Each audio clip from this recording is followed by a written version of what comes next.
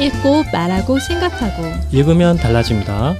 감성 인사이트 채널 최고의 페이지. 와 2부가 시작됐습니다. 반갑습니다. 반갑습니다. 최고의 페이지까지 이야기를 나눠봤었고요. 지난 시간에 이번에는 관점 재해석인데 어떤 분부터 어느 분부터 저부터 할까요? 네. 네. 저는 여기서 중간에 이런 내용이 나와요. 이제 러바인이 반복 실험을 하는데 동영상 얘기 나오죠. 거짓말쟁이 22명과 진실을 말하는 사람 22명. 그래서 총 44편의 동영상을 보여줘요. 그리고 그걸 모두 본 사람의 평균 56%가 거짓말쟁이를 맞췄어요. 그러면 44%는 못 맞췄다는 얘기죠. 다른 심리학자들도 비슷한 실험을 바꿔서 한 적이 있거든요. 그들 전부 평균이 어땠을까? 54% 비슷했어요. 거의 모든 사람이 형편없었던 거죠. 경찰관, 판사, 심리치료사, 심지어 해외 스파이까지도 동일한 결과래요. 어떠세요? 우리가 사람들이 거짓말하는 것을 알 수 있다고 생각하지만 실제 거짓말을 알아내는 사람은 많지 않다는 거예요. 절반 정도? 그럼 어떻게 해요? 내가 사람 10명을 만났으면 뭐 비즈니스를 하든 협상을 하든 그렇죠. 사업을 할 때 절반 정도가 거짓말을 다 한다고 치면 난 절반 정도는 저 사람은 아닐 거야. 절반 정도는 거짓말을 함에도 불구하고 내가 믿고 있는 거죠. 그럼 어떻게 해요? 사기를 당하는 거죠. 배신을 당하거나 그런 걸 보면서 이런 생각이 들었어요. 내가 지금 만나고 있는 사람들과 수많은 대화를 하잖아요. 그들은 나에게 얼마큼 거짓말하고 있을까? 뭐 말 이런저런 얘기를 하는데 물론 이제 비즈니스나 이런 건 좀 다르긴 하죠. 뭐 일상적인 얘기를 거짓말할 가능성은 크진 않지만 그럼에도 뭐 과장돼서 얘기하거나 없는 걸 지어내거나 아니면 나에게 호감을 사기 위해서 뭔가 얘기하거나 뭐 그럴 수도 있는 거고 뭐 아주 사소한 거짓말이라고 할지라도 사람들은 그렇게 얘기할 가능성이 크다는 거죠. 그래서 정말 중요한 것은 내가 어떤 큰 의사결정을 할 때만큼은 정말 제대로 파악하는 게 중요할 것 같아요. 뭐 특히 돈이 들어간다든가 뭐 투자를 한다든가 아니면 내가 뭔가 사업을 한다거나 그렇죠? 그런 것들이 연관됐을 때는 왜냐하면 그런 것들은 그냥 거짓말로 끝나는 게 아니라 굉장히 손실이 커지잖아요. 그러면 굉장히 나의 피해를 입기 때문에 사람들을 믿고 안 믿고를 떠나서 좀 더 정확하게 볼 수 있는 시야와 관점을 갖는 게 되게 중요할 것 같다는 생각이 들었어요. 저는 그 말씀 들으면서 저도 요 부분 보면서 저는 어떤 생각이 들었냐면 예전에 혹시 영화 마이너리티 리포트라는 영화 혹시 탐 크루즈 나오는 거 네. 그래서 앞으로 바로 한 몇 시간 뒤에 벌어질 범죄를 미리 그 그쵸. 영매 3명이서 예측해가지고 네. 구슬의 색깔에 따라서 막 출동해서 그쵸. 사전 검거를 하잖아요. 네. 그리고 그 영화에서 나온 가정은 그렇게 나온 결과는 아직 벌어지지 않은 범죄지만 범죄로 인정이 돼서 구속이 되잖아요. 약간 그런 상황이었잖아요. 제가 그거랑 약간 매칭이 되면서 어떤 생각을 했냐면 자 판사가 그 면접을 해서 되게 반성하는 것 같아서 감형했는 때렸는데 2주 다음에 자기 여자친구 총을 쏴 죽이고 막 이런 거 나오잖아요. 책에 나오잖아요. 네. 그런 거 나오잖아요. 우리나라에 진짜 많잖아요. 그렇죠. 네. 자 그래서 만약에 상상을 해보면 그래서 결국 AI 뭐 이거 엄청 발전이 돼가지고 판사들이 이렇게 사람이 판단하는 것보다 기계 AI가 판단하는 게 훨씬 더 예방률에 좋다라는 게 공적으로 이제 합의가 돼가지고 만약에 도입이 됐다 치면 그래도 좀 그럴 것 같아요. 왜냐하면 그 마이너리티 리포트도 그렇잖아요. 결국에 이 상황이 똑같은 건데 범죄율은 거의 0%로 나오잖아요. 영화에서. 근데 그 주인공의 시점에서는 엄청나게 억울한 상황인 거잖아요. 그리고 관객도 그 주인공의 감정에 몰입이 돼가지고 되게 부당한 시스템으로 보여지고 하잖아요. 그래서 사람의 마음이란 게 참 간사한 게 한 명, 그러니까 결국 그 최대 다수의 행복, 소수가 희생되는 것들을 용인하는 걸로 아마 발전이 될 것이고, 그 다음에 사람과 기계가 대결하는 국면에서는 결과적으로 컴퓨터가 이기는 추세가 되더라도 사람들이 이렇게 허용을 안 할 것 같아요. 왜냐하면 심리적으로 그렇잖아요. 누가 누구를 판단하는데 판사라는 권위가 있는 사람이 판단해서 수용하는 것과 그냥 듣도 보도 못한 기계가 그냥 구속 이렇게 때려버리면 그걸 또 수용하는 사람 입장에서 이게 받아들여질까? 약간 그런 그런 상상을 했었어요. 어렵긴 해요. 근데 제가 최근에 네네. 그 관점에서 보면 그 N번방 있잖아요. 네. 네. 근데 그때 거기에 참여했던 7만 명 정도 된다고 그랬잖아요. 근데 그 중에서 막 이제 스스로 자수한 사람이 있는데 네. 내가 본 기사를 보면 자수할 때부터 매일마다 저거 반성문을 쓴대요. 그러니까 매일 반성문 써서 계속 이제 뭐 써놓고 있던지 내는 건데 그게 뭐냐면 반성문을 이렇게 매일 쓰면 나중에 그 재판할 때 감형 이유가 된대요. 네. 이 사람이 반성하고 근데 보세요. 네. 이 관점에서 보면 이 반성문이 진짜일 수도 있지만 가짜일 수도 있는 거예요. 그렇죠. 그렇죠. 그러니까 방법을 알았기 때문에 감형될 수 있는 이유들을 내가 알아서 정말 거짓으로 진짜 마음일 수도 있겠지만 아닐 수도 있잖아요. 근데 계속 반성문을 쓰는 거예요. 잘못했어. 근데 이런 것들이 이런 오류를 범할 수 있죠. 판사들은 야 반성문을 1년 동안 썼어? 600개월 동안 매일 썼어? 어떻게 이건 반성하고 있구나. 감형할 수 있거든요. 근데 알고 봐요. 그 사람이 나와서 또 거기서 나왔던 그 전에 구속됐던 사람도 1년 반에 밖에 안 됐는데 나오자마자 또 그거 해가지고 또 되잖아요. 그러니까 그런 것들이 정말 우리가 그런 거짓말을 하거나 그런 속이는 사람들의 마음을 이용하는 걸 수도 있고, 그렇죠? 제도를 그렇죠. 이용할 수도 있고, 그 되게 위험한 것 같아요. 예, 근데 제가 말씀드리고 싶은 거는 여기서 이어서 의사도 AI가 이제 대체된다는 얘기가 있잖아요. 그쵸. 뭐 이제 더 통계적으로 그게 더 치료법이 확실하다고 하면 바뀔 것 같아요. 네. 그러니까 이익적인 측면에서는 AI한테 양보를 할 것 같은데 추세가 이 재판, 그러니까 벌을 주는 이 카테고리는 다른 것 같아요. 그러니까 제가 받아들이기에는 그러니까 컴퓨터가 죄를 구형하는 것과 어떤 권위가 있는 사람이 구형하는 게 물론 오류가 이게 더 많다 하더라도 받아들이는 사람의 심리적인 입장에서 둘 중에 선택하라고 하면 저는 사람을 선택하지 않을까? 그런데 우리가 범죄를 이렇게 저질렀잖아요. 네. 어떤 사람 범죄를 저질렀는데 구형을 하는데 그 사람의 마음 심리까지 생각하면서 구형을 해야 될까요? 그 사람이 나와서 감형을 받아서 범죄를 일으켰어요. 그게 더 문제인 거잖아요. 그러니까 이거는 모르겠어요.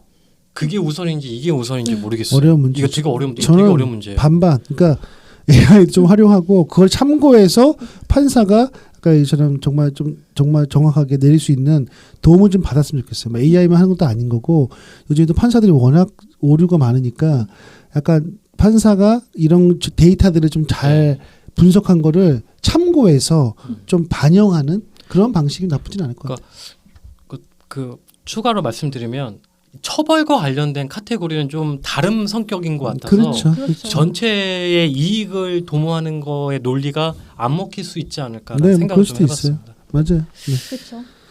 좋습니다. 네, 백소연님. 저의 관점에서 해석은요. 이 책에 나왔던 내용 중에서 일부를 조금 더 구체적으로 말씀을 드리는 어떻게 보면은 생뚱맞을 수도 있을 것 같아요.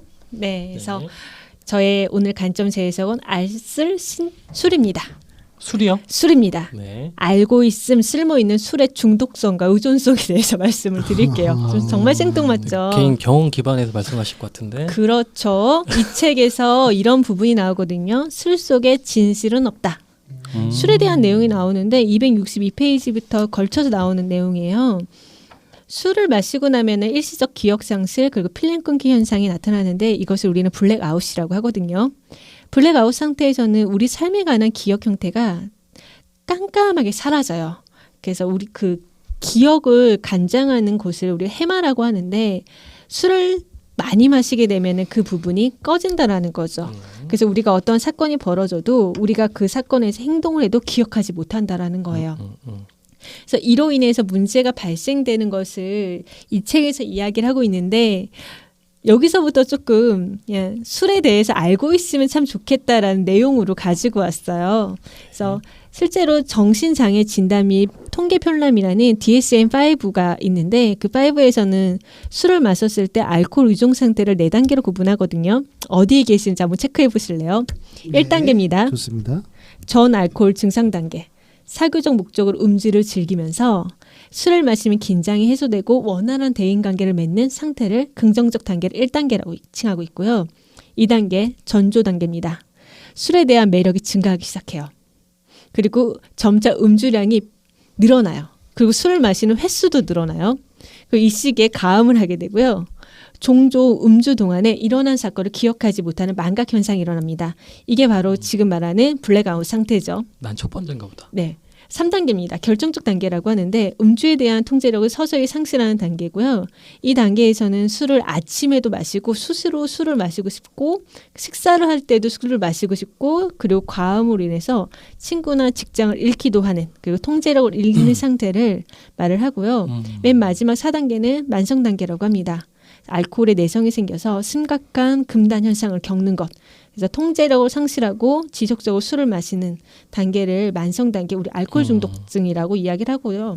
DSM-5에서 이야기를 할 때는 술을 매일 하루에 한 잔씩, 반 잔씩 마시는 것도 알코올 의존 상태라고 이야기를 해요. 그래서 여기서 말콤 글랜드웰이 타인의 해석에서 중간에 술을 마시고 블랙아웃이 된 상태에 대해서 좀 이야기를 하는데, 그래서 그 알코올 의존증이 어떤지 좀 궁금해서 한번 같이 이야기를 좀 나눠봤어요. 좋습니다. 네. 제가 그 한 3년 전에 애니어그램 강사 자격증을 따려고 네. 그 협회에서 교육을 이렇게 시리즈로 쫙 들었었거든요. 근데 그때 그 교육에 알코올 치료 협회 그 담당자 분들이 네. 두세 명씩 해서 참여를 하셨었거든요. 그 중에 한 분이랑 바로 제 짝꿍이어서 친해져가지고 남성분이었는데 아직도 제가 그 장면이 기억이 나는데 너무 인상이 너무 좋으신 거예요. 그냥 뭐 이렇게 그래서 이제 막 친해져서 근데 말씀을 잘 안 하시고 이렇게 막 입을 가리고 자꾸 말씀을 하시길래 하다가 친해져가지고 같이 밥을 먹는데 이빨이 없으신 거예요. 어머, 이빨이 아예 없으세요. 어머. 진짜요? 네. 근데 그분이랑 그 동료분 이빨이 하나도 없는 거예요. 어머. 그래서 제가 그 친해져가지고 이제 좀 깊숙한 질문을 드렸었거든요. 네. 그러니까 이분들이 거기 담당자가 되기 전에 그 알코올 중독자들이셔서 치료를 받다가 어떻게 설득이 돼가지고 거기 담당자로 머물게 되신 케이스들이더라고요. 근데 그분들 말씀하시는데 알코올의 거의 최고 단계까지 간 사람들의 공통점이 네. 이빨이 다 빠진대요. 그게 알코올 중독의 아주 안 좋은 단점 중에 하나 그거라고 하더라고요. 갑자기 이 얘기 들으니까 그게 생각이 났어요. 몇 단계예요 지금? 소장님은? 저 1단계 같아요. 1단계. 저도 1단계인 것 같아요. 저도 1단계. 네. 우리는 괜찮네요. 우리는 괜찮고 긍정적인 단계고. 이게 춤과 음주 가무를 즐기는 대한민국 DNA의 1단계 정도는 제가 벌써 그렇죠. 2단계 같은데요? 저희는 아직은 1단계고. 1단계. 네, 사실은 이 부분을 좀 말씀드리고 싶었던 게 이 타인의 해석에서 나온 내용은 좀 아니긴 하지만 타인의 해석에서 중간에 스트레스에 대한 이야기가 나오거든요. 그래서 그 스트레스를 좀 해소할 수 있는 대처 능력으로 사람들이 술을 찾는다라는 의미가 좀 나오기도 해서 저도 그 부분을 약간 좀 말씀드리긴 했어요. 그건 있는 것 같아요. 스트레스 어떻게 해소하세요? 저는 저도 술을 좀 약간 애용해요. 그러니까 뭐 그거에 의존하지는 않는데 좀 굉장히 스트레스 받고 힘들고 그러면 우선 술이 좀 생각이 나요. 근데 많이 먹지는 않지만 그래도 먹기 자주 먹는 것 같아요. 그럼 좀 안 좋은 거죠? 그럴 수 있어요. 그쵸. 저는 좋을 때만 술을 마시거든요. 에이, 정말이에요. 리얼리? 리얼리에요. 약간 조증이 있어서 그래서 거의 매일 마시는 건데 그래서 매일 좋아해. 근데 저는 기분이 매일 좋아요. 우울증인데요. 저는 기분이 스트레스를 받으면 반드시 하는 게 있어요. 비가 오든 눈이 오든 자전거를 타요. 이게 그 한 2년 동안 생기는 습관이에요. 네. 무조건 타요? 예, 무조건 타요. 폭우가 내려도 비행기래 자전거를 탑니다. 한두 시간 타면 예, 1시간 정도 타요. 타면 괜찮아져요? 기분이 되게 좋아져요. 다시 좋아져요. 비가 와도 비를 막 맞으면서 예, 비를 맞으면서 타요 그냥. 좋은 방법이다. 좋은 방법이죠. 전 되게 좋아요. 이거 강력 추천합니다. 그 전엔 달리기로 풀었거든요. 근데 살찌면서 이렇게 무릎 관절이 좀 안 좋아진 거 자전거를 바꾼 거예요. 제가 사실 그 정도예요? 스트레스 해소에 저는 운동이 진짜 맞아요. 유산소 운동이 왜 스트레스에 좋다는 걸 저는 체감하고 있기 때문에 강력하게 추천드립니다. 백소장님은 맥주 아닌가요? 저는 맥주고요. 첫 번째는 맥주고 그리고 저는 이제 요즘은 못 하는데 작년까지만 해도 운동을 좀 했거든요. 그러니까 작년 초까지는 운동을 했는데 스트레스를 받으면 런닝 머신에서 한 30분을 뛰어요. 그래서 약간 괜찮다. 저한테 가장 힘든 레벨이 9에서 10이거든요. 그래서 어려운데? 9에서 10으로 그거 두고 빠른 편인가? 난 6인 6인데. 6은 이제 좀 빠른 거로 육은- 하잖아요. 6은 빠른 6은 거로. 옛날에 다닐 때 6 틀은 이유가 개콘 보려고 6 틀어놓고 아니에요. 뛰었었던 기억나는데. 걷는 게 중요해요. 아, 그래요? 너무 네. 빨라 8구는. 8, 9로 하면 이제 정말 뛰어야 되고 생존을 위해서 뛰어야 되거든요. 그러면 제가 갖고 있던 힘든 생각이 딱 벗어나져요. 그래서 저는 지금 요즘에는 운동 안 런닝머신 하니까 뛰고 요즘 어떻게 해요? 스트레스. 친구랑 전화 통화를 하고, 한 시간씩. 네, 1시간 이제 친구랑 통화를 하거나 자세한 얘기 아니면 만나서 하자. 저희 어머니랑 대화를 하거나. 좋은 습관. 그럼- 한 시간씩 다 얘기해놓고 또 만나서 또 얘기해 이러죠. 오, 그럼요. 왜 그런지 모르겠어. 당연하죠. 아직도 불가사의야. 좋습니다. 좋습니다. 네. 네. 수현님도 했나요? 했죠. 안 했죠. 안 했죠. 하셨을걸요? 아, 예. 저는 그냥 짧게 할게요. 네. 저는 글로벌 관점인데 이 책 보면서 재밌었던 게 그 어느 주였냐면 이렇게 미주리 주였나? 캔자스 시티 주에 경찰청이 했던 변화 중에 하나인데 제가 그냥 요약해서 그냥 읽지 않고 제가 생각대로 말씀드릴게요. 네. 그 여기 경찰청에서 그 우범지대가 있어서 요거를 해소하려고 다양한 방법을 써요. 경찰들을 인력을 확 충해가지고 뭐 그 뭐라고 하죠 그거를 그 순찰을 네. 돌리고 이것도 효과가 없어서 좀 완전 전략적으로 그 지역을 분할해가지고 분할 책임제로 해서 막 이렇게도 해보고 하는데 범죄율이 안 떨어지는 거예요. 별의별 방법을 다 썼는데 근데 어떤 젊은 친구가 와서 제안한 게 검문 수사 그러니까 그 순찰을 많이 늘리는 게 방법이 아니라 그러니까 총기류를 그러니까 불법 총기류를 압수하는 걸 목표로 잡아서 하니까 이게 해소가 됐어요. 근데 첫 번째 문제는 뭐였냐면 집에 가서 옆집에서 혹시 총 소리 나면 신고해 주세요. 그러면 우리가 와서 그렇게 하면 이제 그렇게 해서 불법 총기를 수거하면 되는데 문제는 뭐냐면 사람들이 신고를 안 해요. 캔자스 시티 옛날에 그 사람들이 왜냐하면 워낙 우범지대니까 밖에 나가지를 않으니까 해코지 당할까봐 신고도 안 하고 하니까 이게 효과가 없었던 거예요. 그래서 이 사람이 어떤 아이디어를 내냐면 캔자스 시티의 경찰들은 뭐 이렇게 깜빡이가 하나 고장 났든 뭐가 뭐 이렇게 뭐 백미러가 없든 이런 사소한 어떤 차에 문제만 있어도 그 차를 정차시키고 검문할 수 있는 권한을 확대시켜 버려요. 그래서 실제로도 요즘에도 그 미국 보면은 이렇게 검문해가지고 밖으로 나오게 해서 막 하는 거 있잖아요. 네. 이게 되게 효과를 봐가지고 다른 주에서도 이걸 다 확대해서 지금은 다 잘 잡았다고 하더라고요. 근데 제가 재밌게 본 건 뭐냐면 요 내용을 보기 전에는 미국에서 가끔 그런 거 있잖아요. 막 이렇게 백인이 흑인한테 되게 약간 인권 침해하는 것처럼 계속 밖으로 나오게끔 해서 저도 보면서 아니 저걸 왜 밖으로 끌어내? 그냥 면허증 확인하고 하면 깜빡이 하나 잘못한 거 끼어들기 하나 못한 거 잘못한 거 같고 저건 좀 오버 아닌가?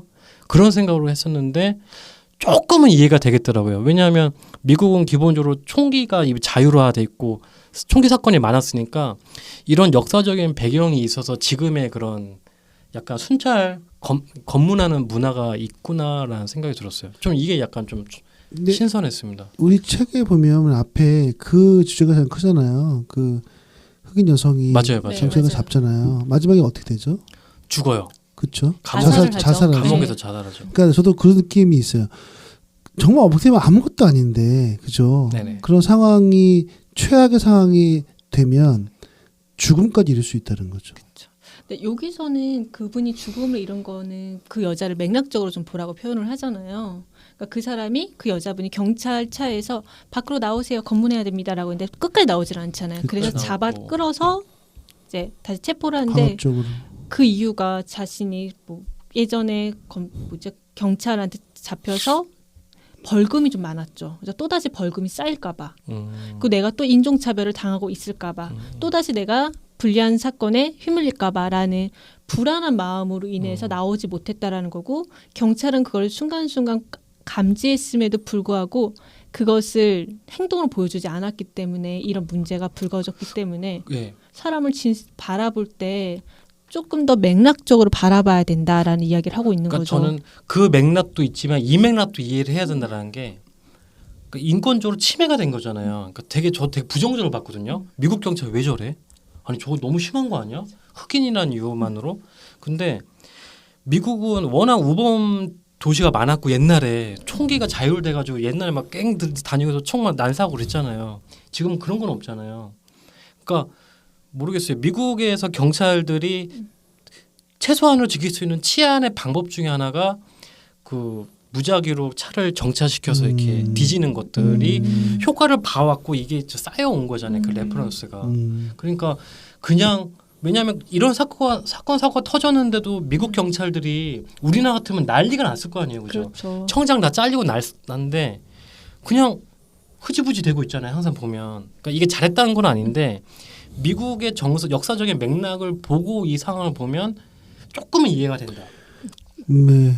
약간 그런 생각. 저는 이제 또 다른 생각이 좀 들었는데 뭐냐면 거기서 그 여자 흑인 분이 담배를 피잖아요.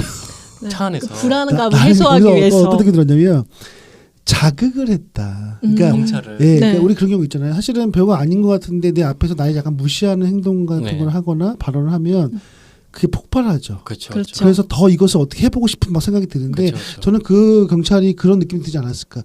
자기가 잘못해놓고서 나오라는 얘기에 응하지도 않고 거기서 여유 있게 담배 피면서 이건 인권유린이야 이런 식으로 얘기하니까 틀리다는 게 아니라 그러니까 우리가 사람과의 그러니까 이 약간 주제 약간 다를 수도 있지만 관계에 있어서 사람들을 화나게 하는 것들을 분노하게 하는 것들이 사실은 굉장히 미묘한 작은 걸 수 있다는 거예요. 정말 아무것도 아닌 거. 그러니까 말 한마디 할 때 기분 나쁘게 한다거나 뭐 약간 욕을 한다거나 무시한다거나 했을 때 폭발해요. 저는 그런 걸 많이 봤어요. 특히 내가 무시당한다는 생각이 들 때 앞뒤가 안 보이고 막 하는 경우도 있어요. 그래서 이 말하고 상대방의 그걸 감정을 파악하는 게 너무 중요한 것 같아요. 쉽진 않죠. 어렵죠. 네, 좋습니다. 우리 이제 좋습니다. 7번째 하나 되죠. 네. 아니 6번째네요. 6번째입니다. 네. 혹시 뭐 함께 이야기 나누고 싶은 주제나 뭐 질문, 비평이 있으면 간단하게만 시간이 좀 많지 않아서. 네. 전 질문이 있어요. 질문. 네. 네네네. 우리 이 책의 주제가 있는데 그렇죠. 네. 타인의 생각과 감정을 어떻게 파악할까요? 나는 그걸 묻고 싶어요. 타인 생각과 보통 우리 사례를 한번 개인적으로 본인 생각하는 타인을 만났을 때 특히 잘 모르는 사람 만났을 때 예? 어떻게 그 사람이 속이는지 아닌지 아니면 감정이 어떤지 이거 어떻게 파악하세요? 저는 약간 이게 되게 안 좋은 습관인데 네. 업무적으로 만나는 사람들은 네. 처음 만날 때 네. 기대를 안 해요. 그러니까 나한테 어떤 멘트, 어떤 행동을 보이더라도 그 사람의 본 모습이 아닐 거라는 걸 가정을 깔고 그러니까 엄청 호감을 보여주거나 네. 굉장히 찬사를 줘도 네. 칭찬해줘도 믿지 않는다. 그걸 절대 저는 안 그게 믿어요. 진실이 아닐 것이다. 네, 첫 번째 만남에서는 아예 그 가정을 깔고 관계를 왜 해요. 그렇죠? 그냥 어떻게 보면 저를 보호하려고 그렇게 하는 것 같아요. 저렇게 어. 변해버린 것 같아요, 제가. 실망할까봐 나중에 예. 내가 믿었다가 뭔가 약간 잘 틀어지면 손해볼까봐. 일이 네. 틀어지면 그러니까 저 사람은 어떤 사람한테도 저렇게 할 거야라는 가정을 하고 그렇게 받아들이는 것 같아요. 왜냐하면 굳이 나한테 칭찬을 안 해도 되는 타이밍에 특히 막 이렇게 뭐 클럽 가면 이렇게 처음 만난 사람한테 이렇게 하는 그런 것들이 되게 부자연스럽게 느껴지고 불편하더라고요. 너무 친절하게 대하거나 너무 뭐 네. 호감을 보여주거나 네. 해도 불편하다. 그러니까 그 사람의 특징이고 장점일 수 있는데 음. 제가 저 스스로를 방어하기 위해서 그러는 것 같아요. 그럼 본인은 다른 사람들한테 그렇게 하는데 그러면 그 상대방이 어떤 생각을 가질까에 대한 분석이나 파악은 잘 안 하세요? 어때요? 상대방에 대해서. 첫 만남에서는 안 해요. 두 번째는 두 번째부터는 합니다. 뭐 눈빛이나 말하는 스타일이나 그런 걸로 바디랭귀지 예, 이런 종합적으로 좀 저도 그냥 보고 보는 것 판단? 같아요. 그러니까 그거를 이렇게 잘게 쪼개서 분석하는 정도는 아니고 그냥 이 사람 좋다, 별로다. 이 정도. 그 다음에 또 보고 싶다 아. 정도로 종합적인 결론은 나오는 것 약간 같아요. 감으로. 예, 약간 그렇게 이게 하는 대부분 것 정확해요. 어때요?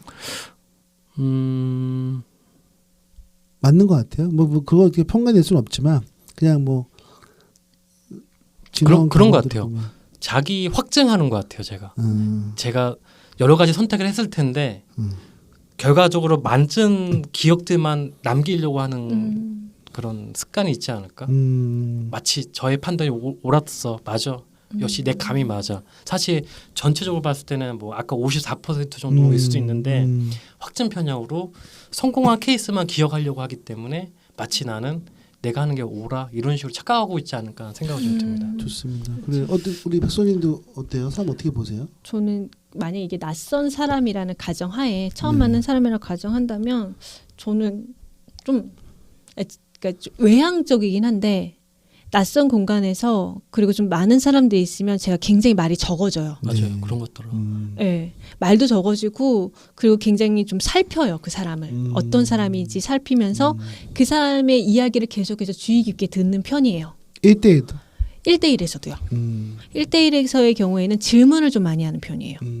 질문을 통해서 그 사람이 말하는 모습을 보고 태도를 보고 아, 이 사람은 아마 이러한 성향을 가진 사람이 아닐까라고 추측하죠. 탐색하고. 네, 이게 좀 위험할 수도 있어요, 사실은. 네. 대부분은 어때요? 좀 맞는 편이에요? 아니면 참 대부분 맞다라고 생각하기 때문에 제가 이러한 패턴을 가지고 있는 거 아닌가 싶어요. 그러니까 대부분 제가 사람들을 많이 만날 때 제가 말수를 줄이고 사람들을 관찰하고 그리고 나서 그 사람들에 대한 아닌 평가를 내리면서도 그게 어떻게 보면 또 퍼즐 맞듯이 맞아 떨어질 때가 있거든요.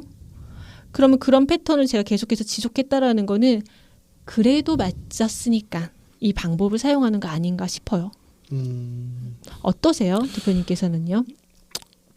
저는 사실 명확하게 기준이 없는 것 같아요. 그러니까 사람을 만나는 거 그냥 편하게 좀 만나는 스타일이에요. 캐주얼하게. 그러니까 어떤 비즈니스라고 하더라도 뭐 정말 저걸 어떻게 꼭 잘 해봐야겠다. 저 사람은 잘 친해져야겠다. 이런 마음은 있죠. 근데 기본적으로 대화할 때 그런 의도나 그런 게 없어요. 그리고 기대감이 저도 크지 않은 것 같아요. 그냥 편하게 만나서 뭐 잘 되면 오케이. 근데 뭐 안 돼도 말이지. 이런 게 좀 있고 대신에 이런 건 있는 것 같아요. 기본적으로 사람을 판단할 때 이제 몇 번 만나잖아요. 만날 때 저는 제가 좀 되게 느낌이 좋거나 편해야 계속 만나는 것 같아요.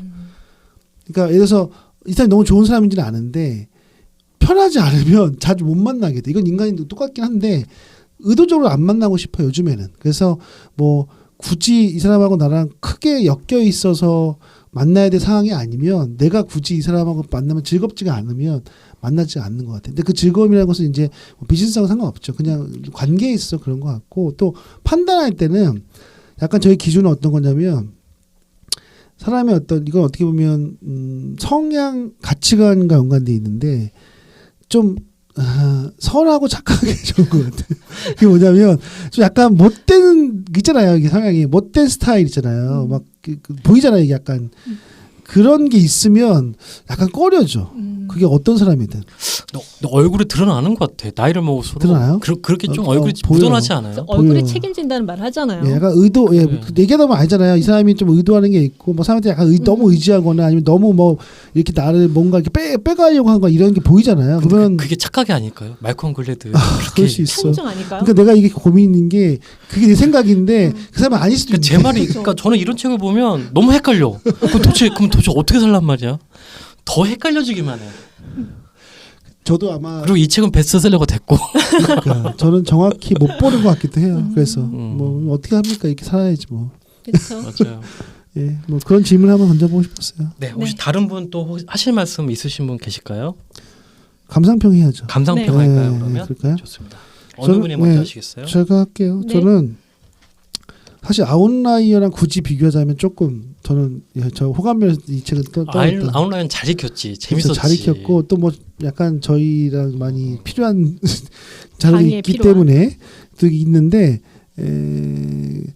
그래서 저는 이제 약간 이 책은 권위의 법칙이 많이 됐다. 뭐 보면 이제 뉴욕 타임스, 뭐 아마존 베스트셀러 1위 뭐 이런 나오잖아요. 그러면 사람이 생각에 와, 이 책은 읽어야지. 이거 안 읽으면 뒤떨어지는 거야. 이런 생각 하잖아요. 근데 그런 거에 많이 좀 좌우가 됐다는 생각이 들고 물론 이제 이런 건 있어요. 어차피 책에 대한 관점은 개인이 다르기 때문에 저에게서는 약간 좀 지루한 느낌이 들었다. 사례 같은 경우도 처음에 얘기했지만 약간 생소했기 때문에 흥미를 좀 못 줬거든요. 그럼에도 뭐 어떤 메시지를 보면 어쨌든 이분이 갖고 있는 인사이트는 명확하다. 그리고 그 메시지를 내가 정확히 읽었기 때문에 이런 고민을 하는 거니까 그런 관점에서는 괜찮다. 네, 좋습니다. 좋습니다. 네, 저는 좀 짧게 말씀을 드릴게요. 이 책은 굉장히 두께감이 있죠. 읽는데 이 두께감이 있는 책인데 이 책을 다 읽고 난 후에 통찰력이 그리 크진 않았다. 사실. 읽은 시간에 비례해서 깊은 통찰을 주는 책은 아니다. 아닐 수 있다. 그러니까 물론 읽는 사람마다 다를 수는 있어요. 근데 저한테는 그랬다라는 걸 좀 말씀을 드리고 싶어요. 왜냐하면 아까도 소장님이 말씀해 주셨지만 답이 굉장히 명료하게 나와 있지 않아요. 솔루션이 굉장히 명료하지 않거든요. 그러니까 대한민국에서는 솔루션을 좀 명료하게 원하는 책을 원했다면 이 책은 명료하지 않았기 때문에 읽으면서 그래서 어떻게 하지라는 그런 고민을 좀 하게끔 하고요. 그리고 또 두 번째가 해석을 할 때 이 책이 문장이 좀 만연체라고 하죠. 번역이 조금 네, 번역이 쉽지 않아요. 그래서 읽었던 부분을 다시 읽어야지만 그러니까. 이해가 좀 되는 책이었습니다. 그래서 만약에 타인에서 말콤 글래드웰의 팬이라면 읽으면 좋은 책이라고 하면 말씀을 드리고 싶습니다. 좋습니다. 네. 저는 이번 주 토요일 날 발표가 하나 있는데 그 중에 제가 맡은 파트가 뭐냐면 채용 파트거든요. 그러니까 결국 채용에서 사람을 어떻게 인터뷰해서 정말로 우리 조직에 적합한 사람인지 이 일을 정말 잘하는 사람인지를 판단해야 되는 되게 중요한 과정이잖아요. 그 발표를 준비하면서 이 책을 읽으니까 도움이 되죠. 아니요. 완전히 도움이 안 됐어요. 완전 생각이 무너져 버렸어요. 오히려 그럴 그러니까 수 있어. 그냥 그래서 저는 되게 균형이라는 걸 균형이란 가치를 되게 중요하게 생각하는데 어떻게 보면 그냥 정답이라고 학습되어 왔던 그 채용의 인사 쪽의 패턴에서 반대쪽인 부분을 또 좀 주기적으로 봐줘야 이게 균형 밸런스를 유지할 수 있을 거라는 생각을 했고 어떤 타인을 어떻게 하면 해석할 수 있다라는 그런 반론들은 그동안 되게 많았는데 정반대의 관점을 보여준 내 의미가 있다 이 책은. 그리고 듣도 보도 못한 되게 다양한 서양의 실제적인 사례들을 담겨 있어서 또 뭔가 좀 풍족한 느낌을 들었다. 이렇게 감상평을 마무리하겠습니다. 네, 좋습니다. 좋습니다. 오자톡? 네, 네. 오자톡 하도록 하겠습니다. 네, 어렵다 타인. 네, 어려워요. 타인을 이해한다는 것. 그렇죠. 좋습니다. 저는 해석된 만남이라고 좀 오자톡을 말씀을 해석된 만남. 그러니까 우리가 낯선 사람을 만날 때 의심도 중요하지만 말콤이 이런 메시지를 중간에 합니다. 낯선 이에게 말을 거는 올바른 방법은 조심스럽고 겸손해야 하는 것이다. 라는 것처럼 우리가 사람을 바라볼 때 좀 조심히 그리고 사람을 우리가 믿었던 이유는 그 사람에게 충분히 관심을 갖지 않아서이다라고 말을 하잖아요. 그렇기 때문에 우리가 낯선 이를 바라볼 때 조금은 의심을 한번은 해보고 그리고 그 사람에게 관심을 가져보는 해석된 만남도 필요하지 않을까라고 해서 오자톡 마무리할게요. 저는 진짜 아는 건이라고 정리했고요. 이 책을 보면서 제가 안다고 생각하는 것 중에 정말 제대로 아는 게 뭐가 있는 건가 도대체 약간 그런 한번 퀘스천을 충격을 줬던 책이라고 생각을 했습니다. 자, 이것으로 마무리하도록 할게요. 네, 네, 감사합니다. 고생하셨습니다. 고생하셨습니다. 읽고 말하고 생각하고 읽으면 달라집니다. 인사이트 감성 채널 최고의 페이지. 감사합니다. 감사합니다. 댓글하고 구독 부탁드리겠습니다. 수고하셨습니다. 수고하셨습니다.